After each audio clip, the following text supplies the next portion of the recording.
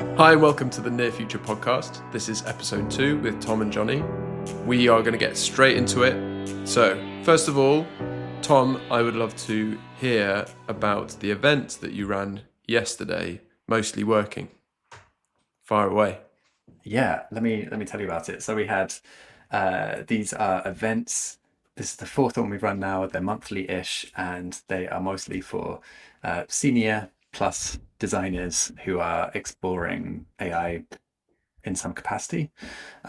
So it's really a chance to get practical, hands-on, and get a sort of glimpse behind the curtain of what practicing designers at leading companies are doing in incorporating AI into how they work and how their teams work. So yesterday featured James Storer, local London or UK consumer design extraordinaire. Worked at every consumer company I can think of in London, a consumer startup related company in London, and most recently has been at Monzo. He joined there 9 months ago as a staff product designer, and it was a great morning.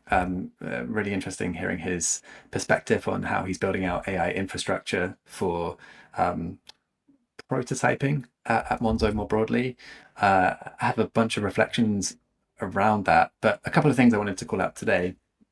And one was this interesting theme or reflection. He didn't really mention the word design that much.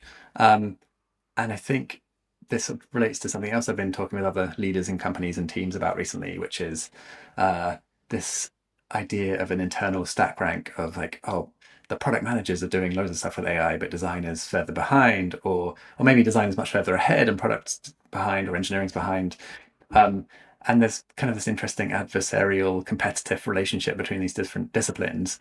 But the thing that really came through very strongly with how James was talking about it is the team was less focused on what designers are responsible for and more about how to build bridges with other disciplines and focus on the outcomes that matter most to the business or to users and the artifacts that are kind of shared across different disciplines. So specifically, the wedge they were focusing on was around learning faster. So that wasn't at all related to shipping designs to production more quickly, although that's a common theme in the conversation around this.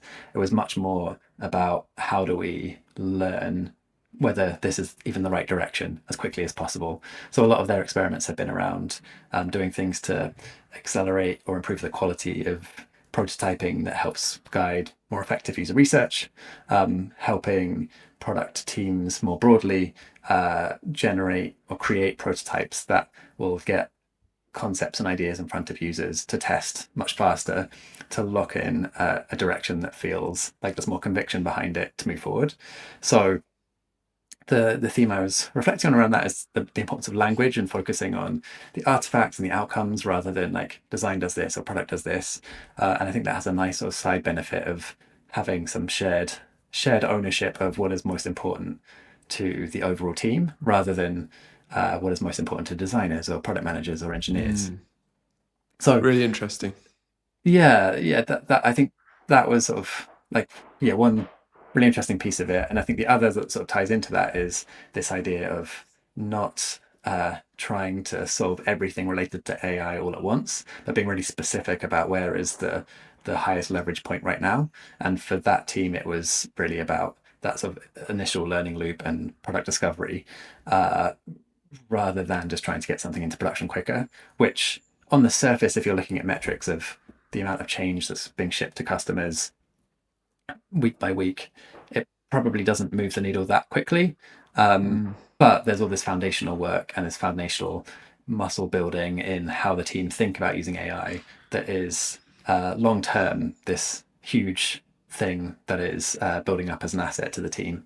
So I thought that was just quite liberating as well to not have to have this emphasis on like caring or directly forcing a translation between AI and shipping faster, but they're sort of building the muscle and the foundation across the team that puts a much more solid foundation in place so that when there's a bit more maturity around how things, workflows, tools for actually shipping to production, the team is really well positioned to take advantage of that and to establish standards and ways of working that are more in line with where the tool set is at that time. So yeah, a bunch of thoughts there. Awesome. So it sounds like I've seen a little bit of James's tool. I wasn't at the event yesterday, but what you're describing is effectively no real goal around production ready code for this. It is pure exploration for, as you know, this is what designers have been doing forever, is exploring ideas, trying to validate, trying to get to something that feels good, that feels appropriate, that will work. And actually this is really just a way to bring that to life with the tools that we now have to bear. I was having a conversation with a director of design at a very fast-growing company yesterday who was talking about building internal tools for themselves. And it made me start to think that maybe there are these, it's hard to bucket this stuff up, and it's messier than what I'm about to describe, but there are starting to be three clear use cases for where you would implement AI in a design workflow, and potentially reaches into product and research and engineering at the edges of this. But one is I can ship production code, and that might be bugs. I'm squashing bugs or like tweaking pixel alignment in the live product. There's what James I think is describing, which is this is just another tool in our toolkit to be able to prototype faster, to be able to put something higher fidelity in front of a user, or better describe what we want to the engineering team with no actual code handover. And then there's the sort of meta one, which is also interesting, which is what can we build for ourselves by way of tools that we then maintain and sort of have as something new in our toolkit that then will allow us to do all of the other things that we do better. So that might look like workflows for better research analysis, or tools to build like a mini Photoshop, but only using your brand colors and your assets for asset creation. There's all sorts of different things you can do within there as well. But it feels like in the last 6 months, as AI has crept into more of the product lifecycle outside the engineering organization, we can have a bit more of a nuanced conversation about what exactly we're using AI for. And it's not just use AI for design, full stop. It's appropriate here for our organization because we're Intercom and we want everyone to be able to ship production code, versus we don't do that here. Like, the engineers ship production code, but there's other interesting ways we can use AI as part of our workflow. It's interesting what you're saying also about design and product having a shared conversation and that tribalism breaking down. I suspect that will also be really culture dependent as well. We've definitely seen cultures where that wouldn't work as a duo in places in companies that we've partnered with. So there's all sorts of nuance and challenges and things like that. And I suppose maybe this is a big vote for like find your own path through it, rather than look at lots of Twitter posts and think that's what you should be doing. What do you think? Yeah, 100%. Although I do think I definitely support find your own path through it, but I like the idea of getting really crisp and precise about what is the most valuable place to start, the place that has where AI gives most leverage to teams and helps them try things out, test new ideas, and find enough value in just that step of the process, rather than trying to redesign the entire product development lifecycle from scratch, because I think that is very disruptive to a lot of teams, but it's also, there's so much evolving and moving quickly with design tooling and various other things that I think it's hard to completely overhaul things at this current moment in time. But I think there's a lot that can be done to target specific things that help build the experimentation and the muscle into things. But I think your point about culture is completely correct. And as someone who has previously spent time working at Monzo, I think there is a very strong culture that is very cross-disciplinary, cross-functional, and focused on impact and outcomes to the business and to customers. And that's not necessarily the same culture in every organization. So yeah, that your mileage may vary there. There was maybe one slight a twist on that James mentioned, which is he built a bunch of prototyping tooling that sounded like it was sort of soft rolled out to the team and people could start playing with this stuff, but it wasn't forced on anyone. It wasn't mandated that everyone should use this, but enough people from enough disciplines found enough value in using it that sort of pull started the momentum naturally. And I think there is something subtle there that's less about culture change across the specifics of an organization and more about change that people feel a part of and that they care about, or at least they can see the value for themselves before it's forced upon them, that I do think is maybe a more universal quality that I think is worth enabling in whichever approach feels right for the culture of your team.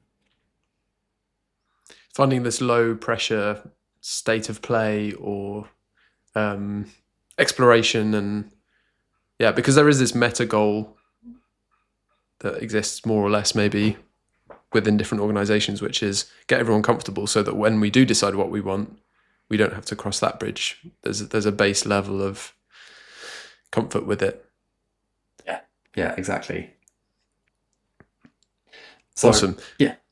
Yeah, it was super cool. It actually raised, it was sort of hinted at with James, but this led into other conversations I was having with other designers, other design leaders who were there afterwards, around the role of Figma in the design process and Figma as the source of truth. And I was kind of surprised that it feels like if you just read the internet, all design teams everywhere have migrated away from Figma and are now working in code all the time.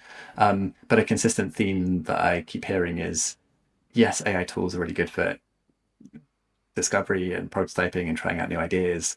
But many teams who are even quite AI advanced are then taking the concepts that they've put in front of users and have some confidence behind, bringing those back into Figma and are spending days manually crafting interfaces that they can then hand over more easily with engineers. And I was kind of surprised that this was true in like early stage startups that have a single designer on the team through to much bigger companies that have a substantial design team. So as much as we've had advances in what AI makes possible, that handover point and that sort of source of truth of what is the real design remains, at least right now, still in Figma's world. But I'm curious about your perspective. There's obviously been a bunch of changes recently, or last week, I think, Figma rolled out their agent, which skipped code and allowed you to design straight into production, at least in theory. But I think it'll be interesting to see how that unfolds over the next 6 months as to whether Figma remains playing the role of source of truth or how much that's going to move toward code. Curious if you have any thoughts on that, Jonny. Well, I have spicy opinions about Figma, and that come from, there are not Figma in any way Figma's fault, but just come from a more broad opinion, which is that these tools have overstretched themselves in terms of how much they want us to do within them, to the point of not being useful anymore. They're appropriate for exploration, which is where they started, and have now started to reach into full sort of production suite as well. And then you start to get to the source of truth being in the wrong place, which I do think is a problem. I actually do have a good anecdote, which I haven't told you yet, from a conversation this week, which is an organization with 90 designers.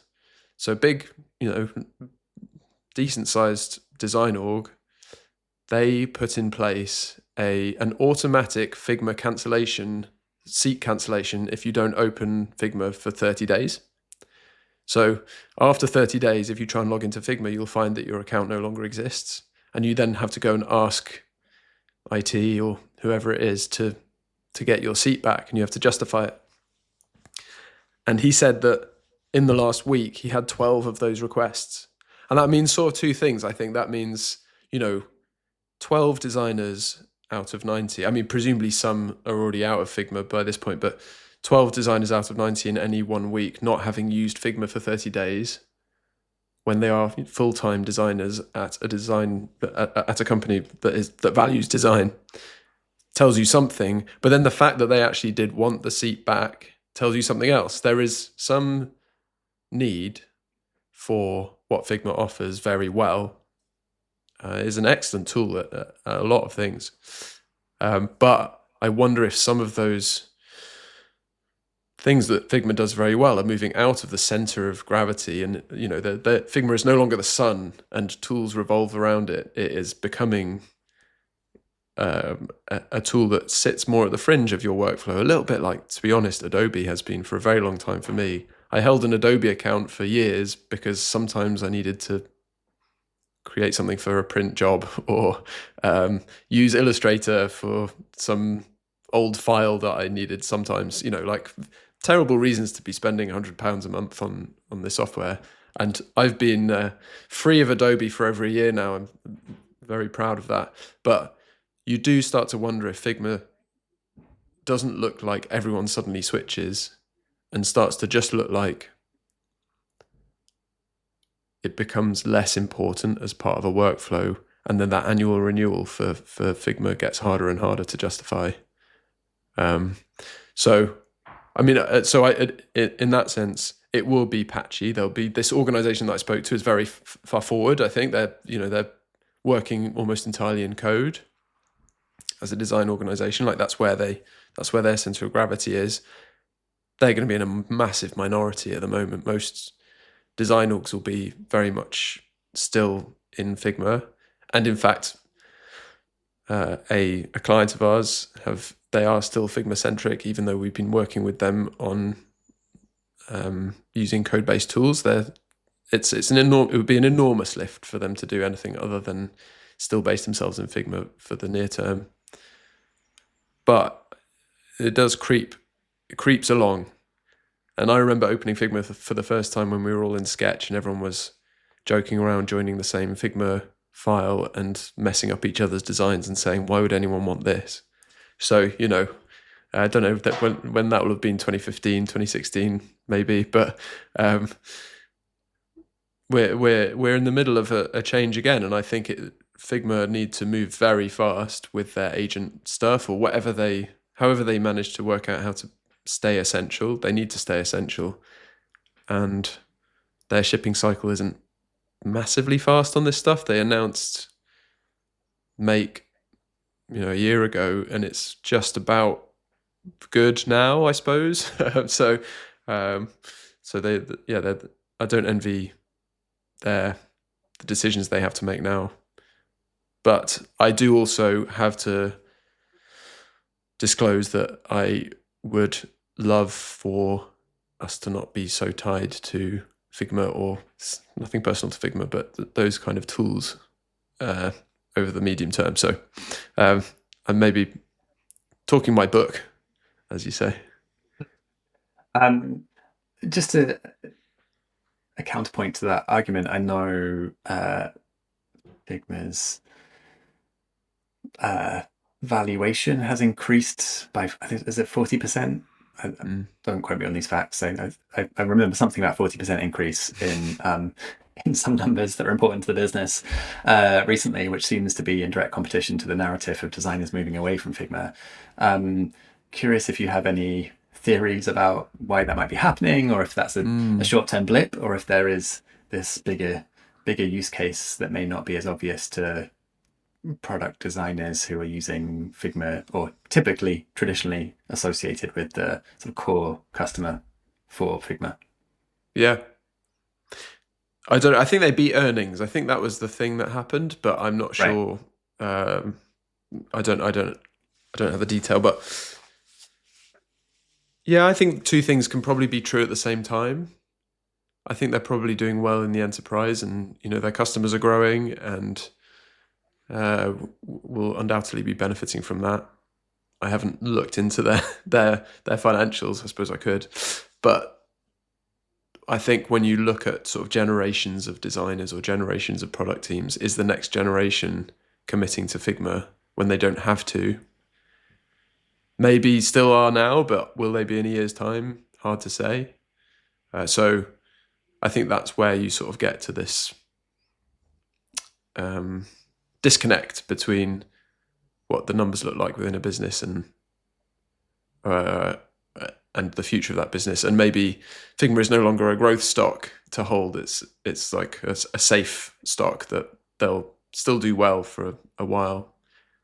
But they're way down on their IPO price, but that's maybe not unusual.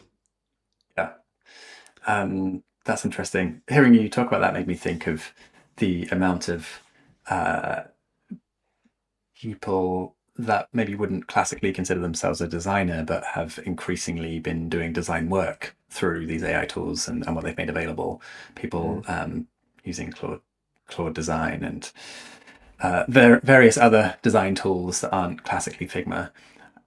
And I'm kind of curious if there's a similar effect to when the smartphone introduced cameras and then everyone started becoming a photographer. And then I actually, when I first got my smartphone and back in the day and started taking pictures of things, I suddenly got a lot more interested in photography. And then I took this darkroom photography course and learned the mechanics of using like analog photography. And I kind of wonder if there's any sort of underlying themes of expanding the number of people who might consider themselves designers, and that having this long tail effect of actually Figma's audiences has increased massively because now there's all these like a much larger pool of people who might consider themselves now a designer, and therefore the audience is much larger, even if there are at the same time people moving away from Figma who are the sort of hardcore professionals that have spent the last 10 years in it day to day. Yeah. Don't know if the photography analogy is really good, because I think there were quite a lot of losers as smartphone cameras became good. You know, the traditional camera companies were big losers from people no longer needing to buy a personal camera just to take pictures at all. And then and at the same time, the market for people taking pictures massively grew. So presumably there's winners. I mean, Apple presumably is a winner from that. You know, more people want a smartphone suddenly because it's got a good camera. And then maybe there's some also second and third order beneficiaries of like more people getting into photography to the point where they do buy a high-end camera, and maybe the sales of those go up. But I do think that that's possibly a good analogy, which is more people get into design, more people are able to design, the floor rises, and you know we get engineers and product managers and CEOs all you know being able to put together something coherent increasingly. And then the question is whether there's still a demand. I think there's still more of a demand for professional photographers than there were in the years before the smartphone. So I don't think that market has been damaged by the smartphone, is my understanding. And that may well still be true. There'll still be designers who are valued. I would hope so anyway. But that feels the tools, the winners and losers amongst the sort of companies that support that industry, who knows? Like, it could still be Figma, but they shouldn't take it for granted. And you look at like Canva, which is much more of a tool that allows anyone to design and is much lower barrier to entry. Figma's quite complicated. You have to sort of know how auto layout works and like what all the different tool shortcuts are and what all the buttons do. It's a professional grade tool. So whether this new group of designers that are the equivalent of you sort of getting into it more would ever want anything that complex, or by then actually they're working in tandem with an agent, and maybe that's Figma's agent or maybe it's someone else's agent. It does feel like Figma going into agents puts them in competition with a lot of other companies that they weren't previously in competition with. So it's true. So that's I imagine the same is true from the other side, though. If Claude Design are coming out with a design tool, that seems also directly stepping onto Figma's turf. So yeah. The good thing for us as consumers is competition is great. It means we get innovation. It means we get fair pricing, etc., etc. So the net beneficiaries of all of this is not in a monopoly, which is what Figma has effectively had over interface design, but actually in the competition, which is forcing them to ship really interesting features. And whether those features are appropriate or enough is for the market to decide. But be fun to watch at the very least. Yeah, definitely. I feel like you could listen back to this episode in a year, and I think it's going to be really interesting to see whether Yeah. the source of truth for these types of decisions lives at that stage. Because I could definitely see a world where Figma have cracked this challenge, and there is like a agentic and sort of code-oriented layer to Figma that has managed to solve for this problem. And then I think Figma will be in a really strong position. But that's a big ask, and maybe one of these other AI native organizations will solve the design tool part of that code base instead. Don't know, could go either way. Just check back in a year and see how it is. Yeah, it's theirs to lose because it's very sticky. Like moving off Figma is hard at scale. Yeah,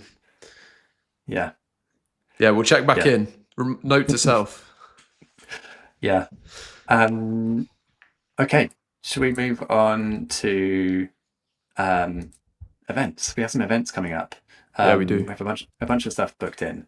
So you're giving a keynote or a presentation, a talk at Hatch Conference in Berlin in September, which sounds super exciting. Do you want to give a flavour of what that talk will be about? Yeah. Or is it too early to go into details? No. I decided what it was called, the talk, which it's funny how these things, the tail can wag the dog sometimes, but the talk is called The Tools That Shape Us. And I knew I wanted to talk about tools. It's very much what we've just been talking about in a sense, and how this new diversity of tools and this choice that we're getting, we can build things in different ways. We can choose exactly how we're set up individually or as organizations around our design tools for the first time since forever. You know, engineers have had this, that they can choose their exact stack. They can choose everything from their code editor through to the individual packages they put into their software, and everything about their developer experience they can design or build for themselves. Whereas as designers, we have been locked into these tools that we've been given an industry standard and proprietary. So in this world where we get to build our own tools, what does that mean for us? Do we have to become tool maintainers at this point? You know, who owns them, and how much do we really want that versus consistency across an industry? And then as we do shape our own tools, how does that impact our work and us as individuals? And so, I mean, the history is awash with examples of tools shaping tool users and all sorts of things. So I'm excited to put it together. I think it will be great fun for me to think through this and come up with a coherent narrative for 25 minutes. But yeah, it's in Berlin, 18th of September. There are still tickets, I think. And yeah, I'm on main stage at 2:30, and Paula Scher closes a couple of hours later on the same stage. So it's pretty good pinch me moment. Yeah, big name. I'm sure that's going to be a fascinating talk as well. Super cool. And then we also have, well, more in the very near future, probably before this even comes out. So by the time anyone listens to it or watches it, we'll have completed this. But we have a 15-minute build your own tool session at a Product Unleashed event in Shoreditch tomorrow, which is the 5th of June. I think there are still tickets for that as well, but we're running it twice. And Tom, what do you think? I mean, we've been planning this today. How do you feel about it? I feel excited for it. I think it's one of the classic arc of agreeing to do something and being like, oh, that's like a fun idea, and then 24 hours beforehand you're like, oh, we actually need to build this now. We actually need to make this good. But I feel pretty good. So I think the idea of actually building something and trying to do that live on stage is, I think, a really exciting idea, but have to pray to the Wi-Fi gods and the token gods. Make sure we don't use too much of our tokens beforehand. That would be a grave error to run into Yeah. live on stage. But I also think there's something more exciting and cool about trying something from scratch on stage. And yeah, I feel good about it. We're going to be, I don't know if we should mention any spoilers about what we're planning to do, but I think the conversations we've had in planning it around how serious should it be versus how like fun and silly have been kind of interesting to think about, like what an audience at like 8-9 p.m. on a Friday night is interested in hearing about. Probably less on the serious end of things and more on the what's fun and engaging. So I think we're going to lean into that, and I think it's going to be a good test of how we improvise under those kind of constraints. But yeah, it's amazing to see. Even well, I'm kind of curious to see actually how people who are fairly new or even experienced with this building with AI already, whether this will feel like new territory for them. Like, oh, I hadn't really thought about the potential possibilities when you can actually make something usable in 15 minutes, versus whether it will whether 15 minutes is enough time to reach the point where it's like actually meaningful. Don't know. Yeah. What are your thoughts? I think one thing that we learned very quickly when we started running trials of this week is 2 minutes of Claude thinking when you're on your own and you could read the internet or check your emails or whatever. 2 minutes feels like not a very long time. 2 minutes when you're imagining yourself on stage and you're all just watching Claude thinking feels like a very long time. So we really had to, I think we planned to do this before we really thought about what we would be doing in the gaps. Watching someone live build something for 15 minutes when they're working constantly throughout might be kind of entertaining. Watching Claude is less entertaining, I suspect, for people. So we've had to think about how to do crowd work and fill the void with interesting anecdotes and things to think about. So it's turned into a bit more of a talk than maybe I would have imagined at first, but I think it will be good. I actually think it will be interesting to see where we get to, and that means that even if we run out of tokens or the internet fails, then we'll be able to sort of get to the end, and it won't be like, well, everyone go and get a beer because we're done. And the dream is we get something live on a link by the end of the 15 minutes as well, so people get to walk away with it, and that has involved building some software as well, which is my favorite thing to do. So I'm in my happy place doing it. Great. I feel like I think we've both been asking Claude, like, do you have any tips for how to go faster in a setting like this? And I feel like there's this interesting point of like, you can use a faster model. We're probably going to use Sonnet 4.6, and then you can use lower effort, which in theory would make it faster. But where is the line between like low enough effort that is still like, it's still sort of fairly decent-ish, versus just like purely optimizing for speed, and it can be complete rubbish on stage or on or screen. just not work. It'll just build something that doesn't work, and then then you've got the most boring scenario, which is where you're debugging live. That's not what you want. So yeah.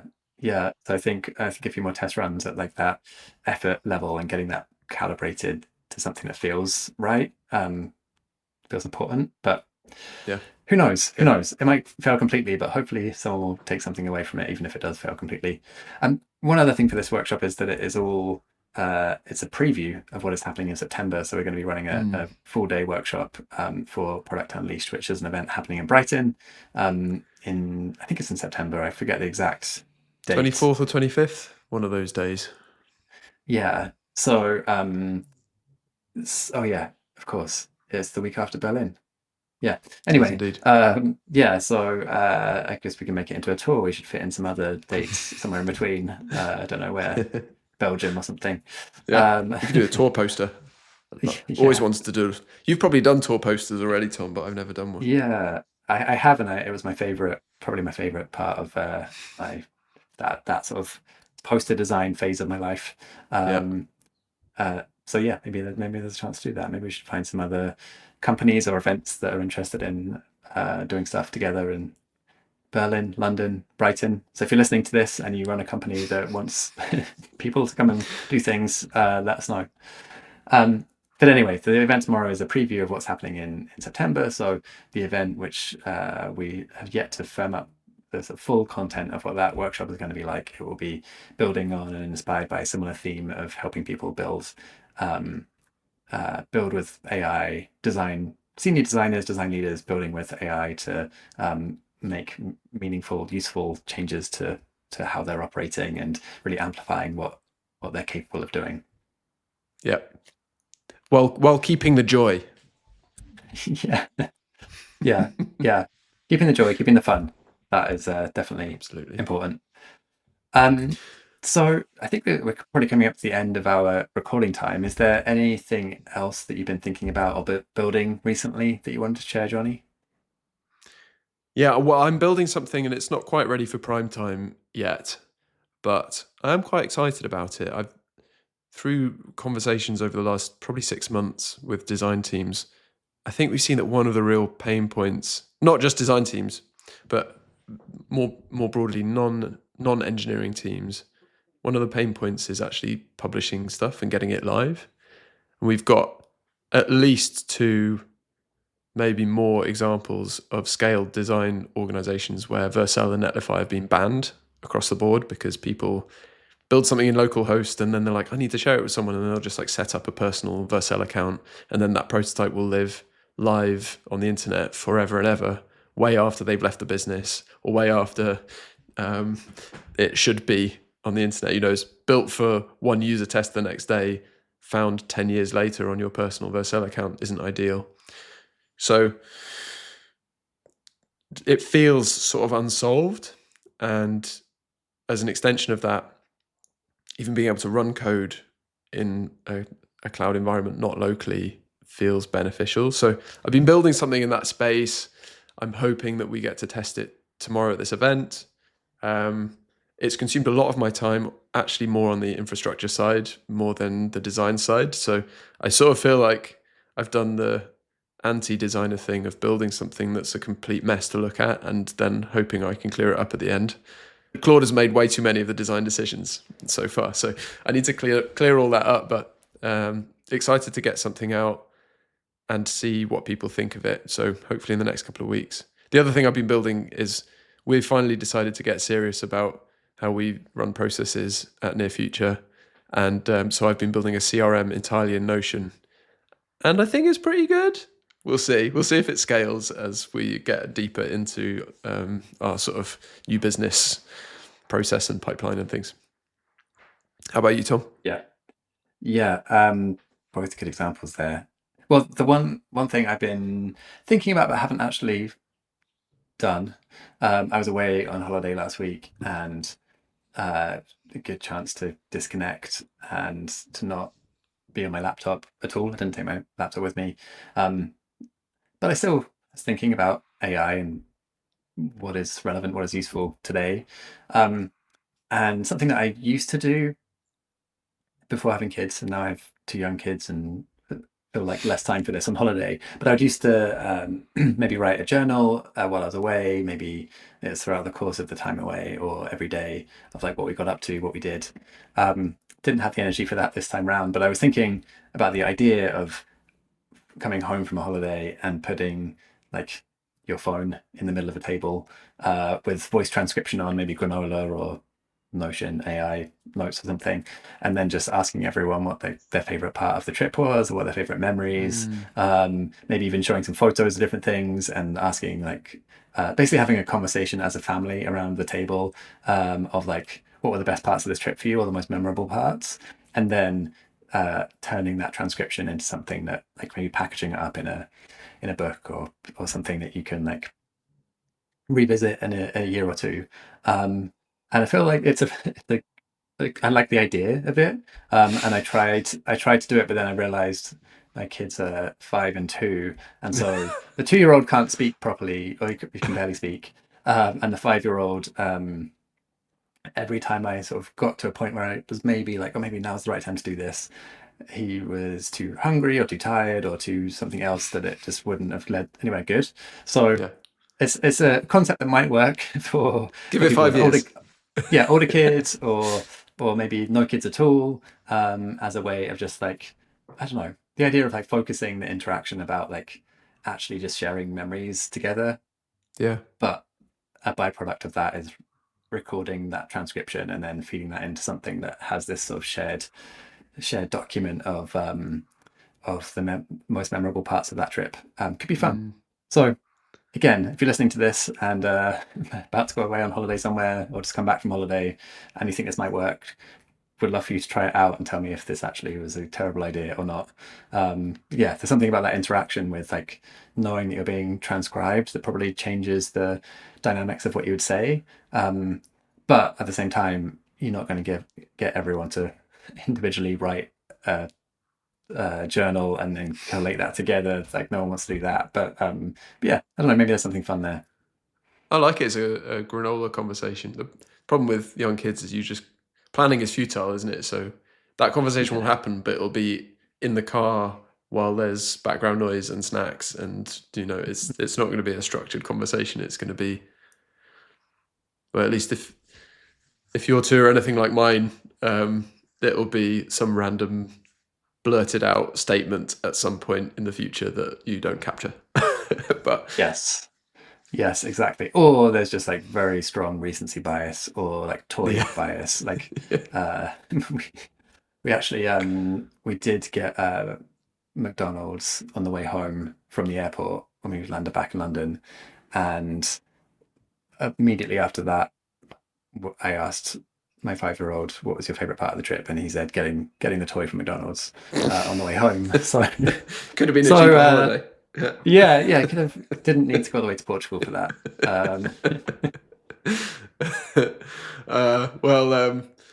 Hopefully you're nice and rested and ready to vibe code some design tools with me tomorrow. Yeah, I feel maybe not rested, but I feel ready to vibe code some design tools, and yeah, I think that's going to be a lot of fun. Yeah. Right. Well, that's it. Is that it? We got to the bottom of all of our ideas for today, so I think we should call it. Thank you, anyone that has made it to the end, and we'll see you next week. Yeah, see you soon.